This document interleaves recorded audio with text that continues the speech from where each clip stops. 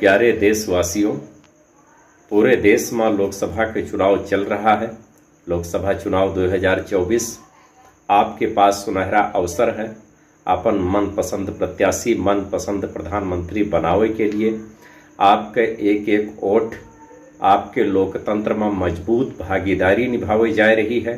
तो ऐसे चुनाव के तिथि में जौने दिन आपके जिला में, आपके प्रदेश में मतदान हुए, वही दिन आप चाहे जहाँ रहो, लेकिन मतदान करे के समय पहुँचो, आपन मतदान करो जरूर।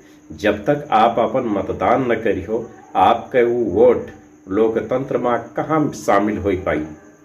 एक अच्छे लोकतंत्र के लिए, एक मजबूत लोकतंत्र के लिए आपके एक वोट बहुत कीमती है। तो सब लोग चुनाव के दिन समय निकाल के चाहे जहाँ रहो, लेकिन मतदान करे जरूर आओ। अपन मनपसंद प्रत्याशी चुनो,